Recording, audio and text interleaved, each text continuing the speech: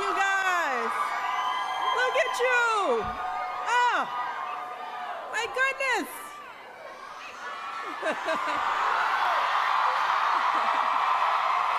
Oh, my goodness. Well, let's get started here. You guys have been standing up for a while, right? So let's start talking about some stuff. First of all, let me just say I am thrilled to be here today to support the next President and Vice President of the United States, Hillary Clinton and Tim Kaine. Yes. I have to do a few thank yous before we go in. I want to thank Henry for that wonderful introduction, for sharing his story. I want to thank all the members of Congress who were here today, Representatives Bobby Scott, Jerry Connolly, and I also want to recognize our outstanding DNC chair, Donna Brazil. I hear she lit it up, right? And I want to thank Charity for her fabulous remarks. And of course, I have to recognize another great First Lady of Virginia right here, Dorothy McAuliffe, who is here. So glad that she could join us. And of course, to all of you, our students of George Mason University. Look at you all. Woo! Now, let me say, it is so hard to believe that it is less than 2 months to Election Day. And that my family is almost at the end of our time at the White House. Yeah, it's almost time. And let me say, I have to say, no.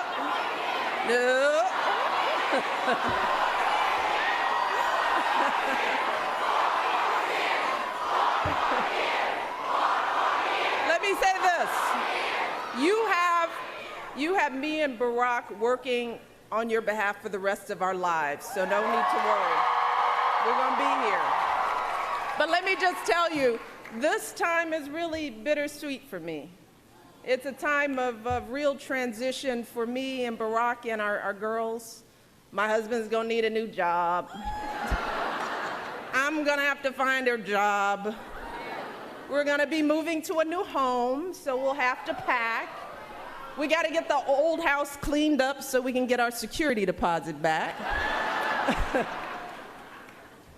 But in all seriousness, this isn't just a time of transition for my family, but for our entire country as we decide who our next president will be. And transitions like this can be difficult. They involve a lot of uncertainty. And we saw that in 2008 when Barack was first elected. I don't know if many of you were old enough to remember. You remember? But back then, people had all kinds of questions about what kind of president Barack would be. Things like, does he understand us? Will he protect us?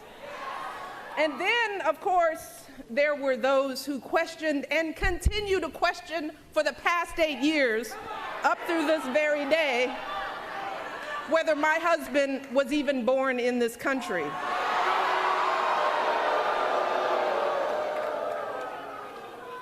Well, during his time in office, I think Barack has answered those questions with the example he set by going high when they go low. And he's answered these questions with the progress that we've achieved together. Progress like bringing health care to 20 million people, creating 15 million private sector jobs, helping millions of young people like all of you afford college, expanding LGBT rights and marriage equality. So marriage equality is now the law of the land. And we just learned that last year, the typical household income rose by $2,800, which, by the way, is the largest one-year jump on record. And 3.5 million people were lifted out of poverty. That's the biggest one-year decrease in poverty in nearly 50 years. You hear me? All right. But even after all this progress, it's understandable that folks are feeling a little uncertain as we face the next transition. So the question is, for all of you and all of us, for the nation, is how do we sort through all the negativity and the name-calling in this election and choose the right person to lead our country forward? Well, as someone who's seen the presidency up close and personal, here's what I've learned about this job. First and foremost, this job is hard, okay? This is the highest stakes, most 24/7 job you can possibly imagine. The issues that cross a president's desk are never easy, none of them. They're never black and white. I mean, just think about the crises this president has faced these last 8 years. In his first term alone, Barack had to rescue our economy from the worst crisis since the Great Depression. He had to make the call to take out Osama bin Laden. He had to work to stop millions of gallons of oil that were gushing into our Gulf Coast. He had to respond to devastating natural disasters like Hurricane Sandy and so much more. So when it comes to the qualifications we should demand in a president, to start with, we need someone who is going to take this job seriously. Someone who will study and prepare so that they understand the issues better than anyone else on their team. And we need someone not with good judgment, but with superb judgment in their own right. Because a president can hire the best advisors on earth, but let me tell you, 5 advisors will give 5 different opinions. And the president alone is always the one to make the final call. Believe me. We also need someone who is steady and measured. Because when you're making life or death, war or peace decisions, a president can't just pop off.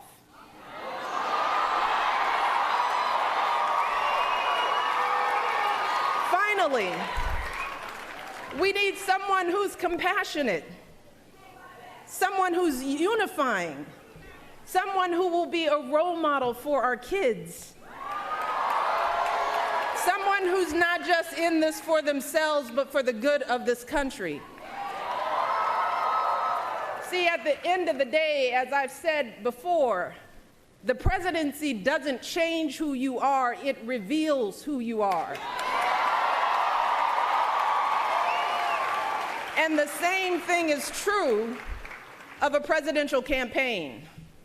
So if a candidate is erratic and threatening, if a candidate traffics in prejudice, fears, and lies on the trail, if a candidate has no clear plans to implement their goals, if they disrespect their fellow citizens, including folks who've made extraordinary sacrifices for our country, let me tell you, that is who they are. That is the kind of president they will be. Trust me, a candidate is not going to suddenly change once they get in office. Just the opposite, in fact, because the minute that individual takes that oath, they are under the hottest, harshest light there is. And there is no way to hide who they really are. And at that point, it's too late. They're the leader of the world's largest economy, the commander-in-chief of the most powerful military force on earth. With every word they utter, they can start wars, crash markets, change the course of this planet. So who in this election is truly ready for this job? Who do we pick? Well, for me, I'm just saying, it is excruciatingly clear that there is only one person in this election we can trust with those responsibilities, only one person with the qualifications and the temperament for that job, and that is our friend Hillary Clinton.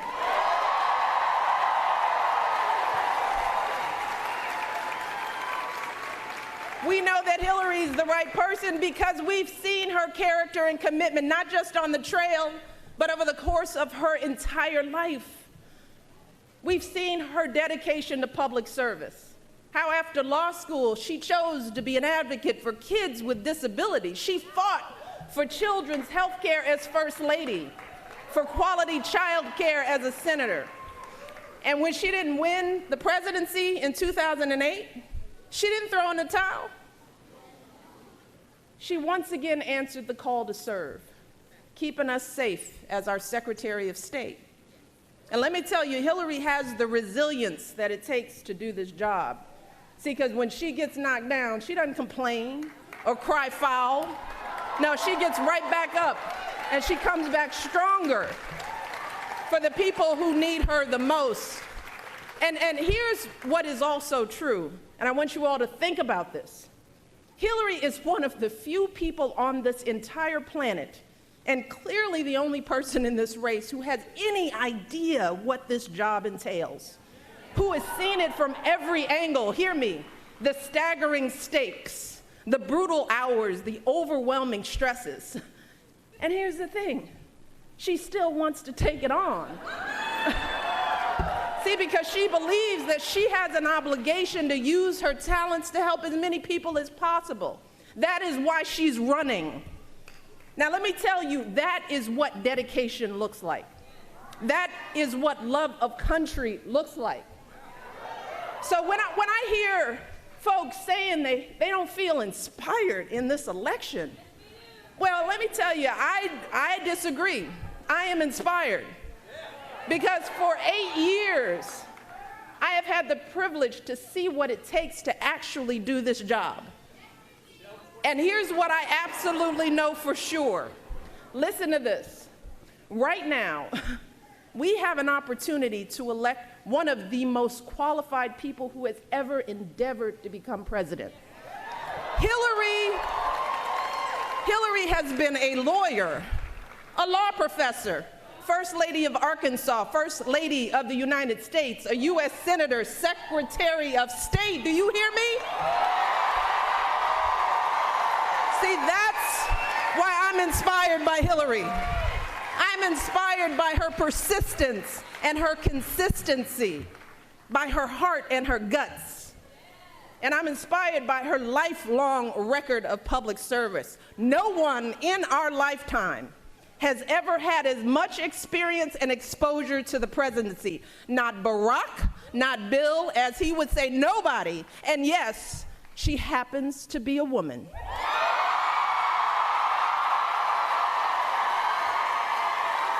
So, we cannot afford to squander this opportunity, particularly given the alternative. Because here's what we know, that being president isn't anything like reality TV. It's not about sending insulting tweets or making fiery speeches. It's about whether or not the candidate can handle the awesome responsibility of leading this country. So George Mason, Virginia, as you prepare to make this decision, I urge you, I beg of you to ignore the chatter and the noise and ask yourselves, which candidate really has the experience, the maturity, and the demeanor to handle the job I just described to you? Which candidate's words and actions speak to the future we want for our country and the values we share, values like inclusion and opportunity, service, and sacrifice for others? Your answers to these questions on Election Day will determine who sits in the Oval Office after Barack Obama. And let's be clear, elections aren't just about who votes, but who doesn't vote. And that is especially true for young people like all of you. In fact, in 2012, voters under the age of 30 provided the margin of victory for Barack in 4 key battleground states: Pennsylvania, Ohio, Florida, and right here in Virginia. Right here. Without those votes, Barack would have lost those states, and he definitely would have lost that election, period, end of story. So for any of you who might be thinking that my vote doesn't really matter, that one person can't really make a difference in this election, I want you to consider this. Back in 2012, Barack won Virginia by about 150,000 votes. Now that may sound like a lot, but when you break that down, the difference between winning and losing this state was only 31 votes per precinct. 31 votes. He won Ohio. The difference there was just,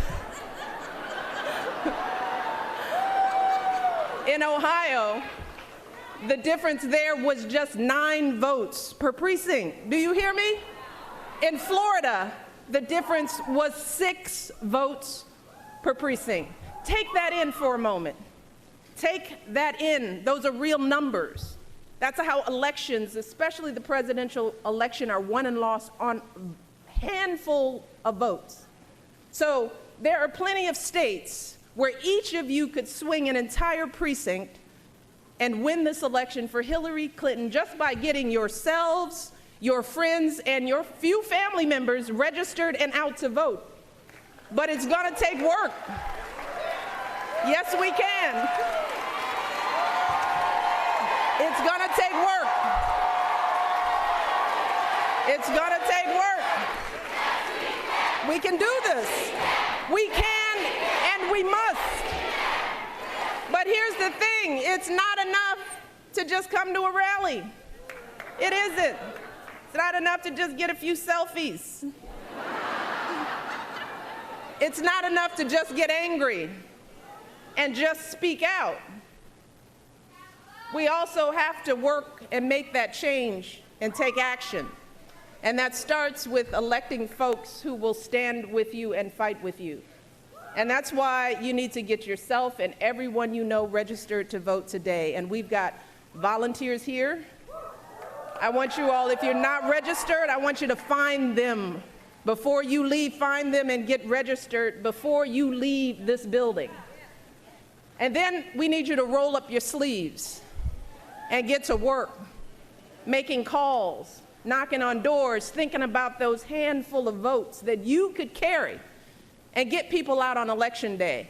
Again, you can sign up to volunteer with any of the staff who are here. So get it done, right, George Mason? Work your hearts out. And as you're working your heart out for Hillary, if you start to feel tired or discouraged by all the negativity in this election, if you want to just hide under the bed and come out when it's all over, I want you to remember what's at stake. The choice that you make on November 8th will determine whether you can afford college tuition. It will determine whether you can keep your health care when you graduate. On November 8th, you will decide whether we have a president who believes in science and will fight climate change or not. You will decide whether we have a president who will honor our proud history as a nation of immigrants or not. You will decide whether we have a president who thinks that women deserve the right to make their own choices about their bodies and their health or not. And here's the thing, at a time when incomes are rising by thousands of dollars, when millions of people are being lifted out of poverty, ask yourselves, is now really the time to fundamentally change direction when we're making so much progress? I mean, do we really want to go back to the way things were before Barack was president? A time of economic crisis, stagnant wages when we were losing nearly 800,000 jobs a month? Or do you want a president who'll keep moving this country forward? Well, that's what's at stake. So we can't afford to be tired or turned off. Not now. Because while this might feel like a time of uncertainty and division, I have never felt more hopeful about the future of this great nation. Let me tell you, I feel this way because for the past 8 years, I've had the great honor of traveling from one end of this country to the other. And let me tell you, I have met just some of the most amazing people. People from every conceivable, and Ellen, but people from every conceivable background and walk of life. And time and again, I've seen proof of what Barack and I have always believed in our hearts, that we as Americans, we're fundamentally good folks, and we all truly want the same things. I mean, that's the thing. We're not that different. Time and again, Barack and I have met people who disagree with everything we've ever said, but they still welcome us into their communities. They keep their minds open, willing to listen. And while we might not always change each other's minds, we always walk away reminded that we're really not that different. Folks in this country are working long hours to send their kids to college, just like my mom and dad did for me. They're helping raise their grandkids, just like Barack's grandparents did for him. They're teaching their kids the exact same values that Barack and I are trying to teach our girls, that you work hard for what you want in life, and you don't take shortcuts, that you treat people with respect, even if they look or think differently from you, that when someone is struggling, you don't turn away, and you certainly don't take advantage. No, you imagine walking a mile in their shoes, and you do what you can to help, because that's what we do in America. We live in a country where a girl like me from the south side of Chicago, whose great-great-grandfather was a slave, can go to some of the finest universities on earth. We live in a country where a biracial kid from Hawaii named Barack Obama, the son of a single mother, can become president. A country that has always been a beacon for people who have come to our shores and poured their hopes and their prayers and their back-breaking hard work into making this country what it is today. That is what makes America great. Don't ever forget it. And here's the thing. I know in my heart that we deserve a president who can see those truths in us. A president who believes that each of us is part of the American story and we're always stronger together. We deserve a president who can bring out what is best in us, our kindness and decency, our courage and determination, so we can keep on perfecting our union and passing down those blessings of liberty to our children. Let me tell you this, I have never been more confident that Hillary Clinton will be that president. So here's what I'm pledging. From now until November, I'm going to work as hard as I can to make sure that Hillary and Tim Kaine win this election. I need your help to do that as well. Are you with me? I can't hear you. Are you with me? You're going to roll up your sleeves. You got to get to work. Make it happen. Virginia will make the difference in this election. Are you ready, Virginia? Thank you all. God bless.